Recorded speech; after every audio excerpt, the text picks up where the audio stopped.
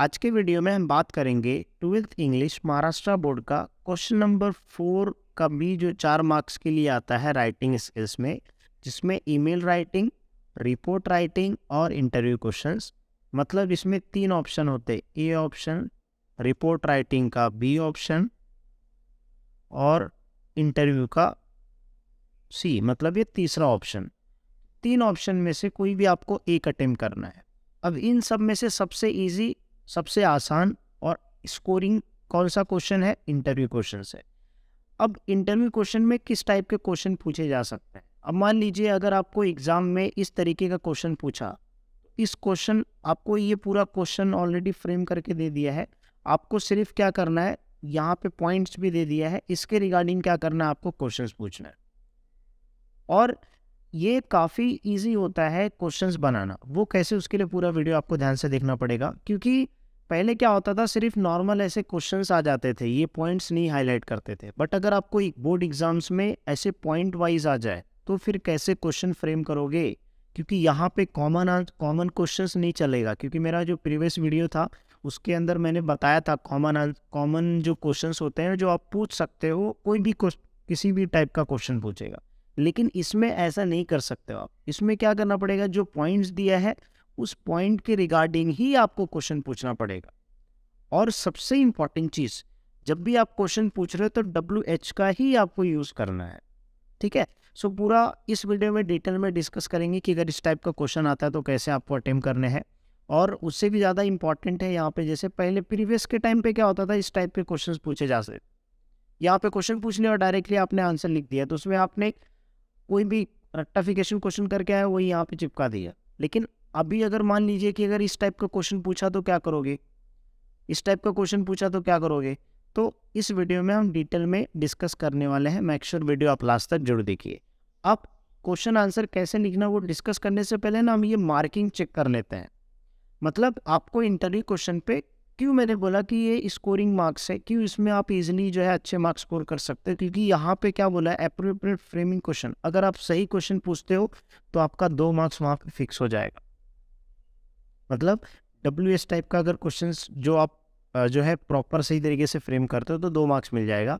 Language style, किस type का आप लैंग्वेज यूज़ कर रहे हो, ठीक है? उसमें मतलब जब क्वेश्चन पूछते हैं तो उसमें देखा जाता है, चेक किया जाता है कि कितना अच्छा आपने लिखा है, क्वेश्चंस पूछा है, ठीक है? और ओवरऑल इंप्रेशन 1 मार्क्स, मतलब इसमें 3 मार्क्स मिलने का फुल गारंटी है, ठीक है?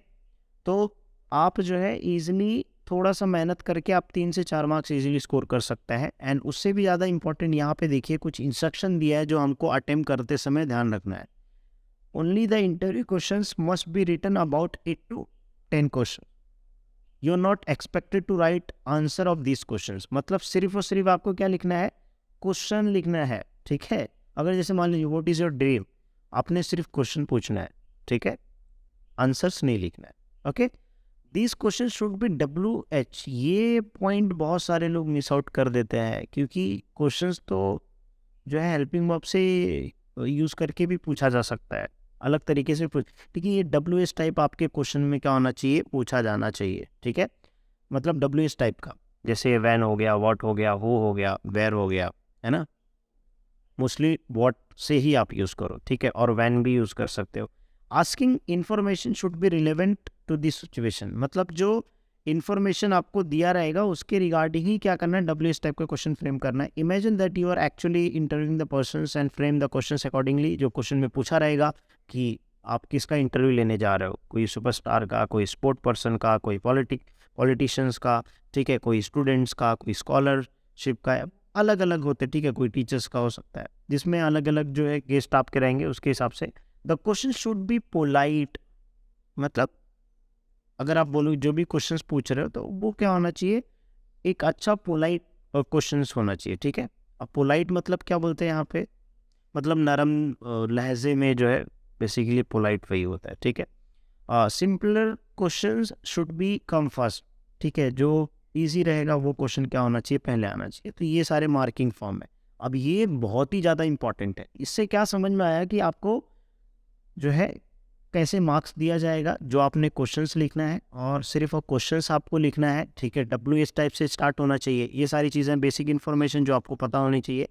फिर उसके बाद क्या करो आप डायरेक्टली, मान लीजिए क्वेश्चंस दिया है, ठीक है, क्या बोला है, imagine you have to conduct an interview of distinguished personality in the field of your own choice. अपने ओन चॉइस में आप कोई भी पर्सनैलिटी का ले सकते हो with the help of the given point. आप स्पोर्ट पर्सन का भी ले सकते हो, ठीक है। यहाँ पे आपको लिखना पड़ेगा वेन्यू, डेट, टाइमिंग, तो आप कोई भी रैंडम लिख सकते हो, फेक भी लिख सकते हो, टाइम टेबल, सॉरी यहाँ पे जो टाइम दिया वो फेक टाइम भी आप इंटर कर सकते हो, कोई प्रॉब्लम नहीं। ड्यूरेशन इंटरव्यू 30 मिनट्स, आधा मतलब हाफ एन आवर, ऐसा जैसा आपको चलेगा वो लिख सकते हो, कोई प्रॉब्लम नहीं इसमें।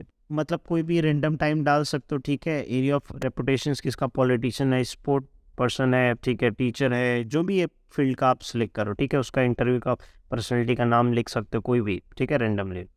फिर during like duration of interview, कितना ड्यूरेशन होना चाहिए, वो 1 घंटा 30 मिनट्स, वैसा आप लिख सकते हो। और ये क्वेश्चन जो है आपको ये सारे टॉपिक के बेस पे पूछना है, ठीक है। So how you can write this way, ठीक है। अब जैसे यहाँ पे नाम लिख दिया इंटरव्यू का, ठीक है। ऑथर, टीचर्स क्या है वो, मतलब ये जो है सुधा मूर्ति, वो क्या है उसके बारे में लिख दिया। कहाँ पे ले रहे भाई, तो ये बैंगलोर में हो रहा है, इतने बजे हो रहा है, 25 मिनट्स का इंटरव्यू है, डेट के साथ, पूरा वेन्यू के साथ लिख दिया। अब यहाँ पे जो है आप कोई भी एक रैंडम डाल सकते हो नाम, कोई प्रॉब्लम नहीं है, ठीक है। अगर क्वेश्चन में दिया है तो फिर आपको वही डालना पड़ेगा। अगर क्वेश्चन में नहीं दिया है, by your own choice, so you can write anything. If there is like everything is given, if the information is given in the question, अगर क्वेश्चन में इंफॉर्मेशन दिया है डेट का, टाइम का, पर्सनैलिटी का, पर्सन का, ड्यूरेशन का, तो फिर आपको वो क्वेश्चन से उठा के वही लिखना है। लेकिन अगर नहीं दिया है, so you can write in your own, ठीक है। आप कोई भी टाइम लिख सकते हो अपने हिसाब से। नाउ क्वेश्चन है पहला, क्या पूछा है, अर्ली लाइफ स्ट्रगल। तो आप what kind of struggle did you came across in your early life, ठीक है। आपके स्टार्टिंग में जो है अर्ली लाइफ, बेसिकली जब आपने करियर स्टार्ट किया तो उस टाइम पे आपने कौन कौन से जो है प्रॉब्लम्स झेले हैं, ठीक है, कौन कौन से प्रॉब्लम्स फेस किए हैं। So what kind of struggle did you came across in your early life and how did you handle them. अब ये क्या हो गया कि आपने क्वेश्चन भी पूछ लिया, मतलब आपने कि कैसे कौन कौन से स्ट्रगल्स और आपको वो सारे प्रॉब्लम्स को कैसे आपने फेस किया, ठीक है।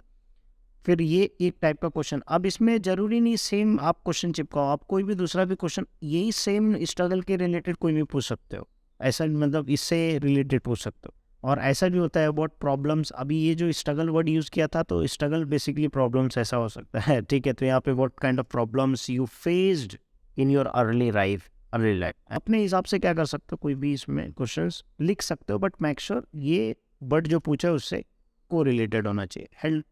हर्डल इन एजुकेशन, भाई एजुकेशन पढ़ाई करते समय आपने कौन से प्रॉब्लम्स, मतलब आपको कौन कौन सी दिक्कतें आई, ठीक है, वो चीज़।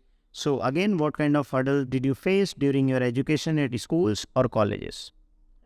रोल मॉडल क्या है, हो ये तो सबसे ईजी है भाई, हो इज़ रोल मॉडल, हो इज़ योर इंस्पिरेशन, ठीक है। आज मैं टीचिंग कर रहा हूँ तो मेरा इंस्पिरेशन कौन है कि मैं उसकी वजह से टीचिंग करना स्टार्ट किया, राइट। फैमिली सपोर्ट, तो अब इसमें क्या है कि भाई क्या आपको फैमिली सपोर्ट मिला, तो वैसा भी बोल सकते हो, like what is your family take on your success, how much of their supports did you get, मतलब जो है आपके फैमिली वाले लोगों ने आपको कितना सपोर्ट किया, ठीक है। First success achievement, what do you consider at your first achievement in your life, मतलब आपका पहला अचीवमेंट्स क्या था, तो आप उससे रिलेटेड। अब देखो यहाँ पे अब मेरा आपसे ये निवेदन है, आपसे रिक्वेस्ट है कि आप ये सारे टॉपिक के ऊपर क्या करो, एक एक क्वेश्चन कमेंट करो।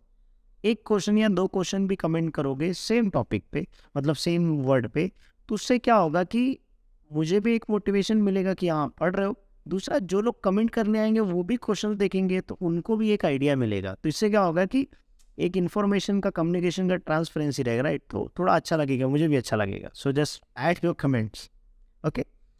First, that success plan, what kind of success plan did you follow, मतलब what kind of, मतलब आप सक्सेस के लिए कौन सा प्लान फॉलो करते हो, राइट।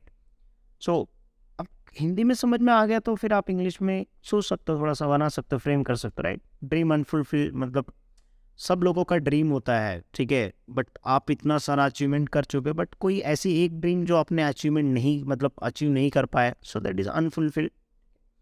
सो मैसेज, आप क्या मैसेज देना चाहते हैं, तो ये नॉर्मल क्वेश्चन है। What would you like to give message to the society, to the viewers, है ना, टू दी फॉलोअर्स, ऐसे। अब ये एक क्वेश्चन है, इसमें भी अगेन जो, लेकिन इसमें पूछा है स्पोर्ट पर्सनैलिटी का, ठीक है, with the help of the field. यहाँ पे भी ड्यूरेशन टाइम कुछ नहीं दिया, लेकिन आप अपने ओन वर्ड से सब लिखना है, ठीक है। सिर्फ स्पोर्ट पर्सनैलिटी होना चाहिए जो भी आप नाम ले रहे हो, जैसे सचिन तेंदुलकर, विराट कोहली, ठीक है, कोई भी आप एक पर्सनैलिटी ले सकते हो।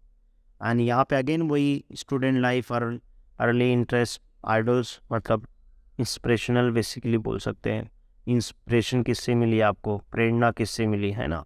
प्राइमरी ट्रेनिंग, आपने स्टार्टिंग में ट्रेनिंग कहाँ से किया, है ना। अपॉर्चुनिटीज़ के बारे में, अकम्प्लिश आपने क्या क्या अचीवमेंट किया है, ये अचीवमेंट्स के बारे में, टारगेट क्या है। सजेशन मतलब what would you like to give, what you suggest to the followers और व्यूअर्स, और फिर your fan following and all, ठीक है। तो ये क्वेश्चन है, अब समझ में आया तो आप फ्रेम कर सकते हो। तो अगर आपने एक सॉल्व किया तो इसमें से 4 क्वेश्चन तो ऐसे कवर हो जाएंगे, है ना। अब देखो, इसमें सचिन तेंदुलकर का क्रिकेट, अगेन वो कोई भी एक ले लिया, टाइम ड्यूरेशन, कुछ से सिर्फ क्या होना चाहिए, जो पर्सनैलिटी बोला स्पोर्ट, तो स्पोर्ट का ही नाम आना चाहिए, ठीक है। अब student life, what would you be like, what would you be some interesting fact of your student life, ठीक है, मतलब आपके लाइफ के कौन कौन से इंटरेस्टिंग फैक्ट है जब आप स्टूडेंट थे, तो उसके बारे में क्वेश्चन है। मेरा ये सजेशन है, प्लीज़ आप भी क्वेश्चन ऐड करो इस टॉपिक में, ठीक है। अर्ली इंटरेस्ट, आपका इनिशियल स्टेज में क्या इंटरेस्ट, जैसे मैं जब पढ़ाता था, पढ़ता था, तो उस टाइम पे मैं टीचिंग करता था, ठीक है।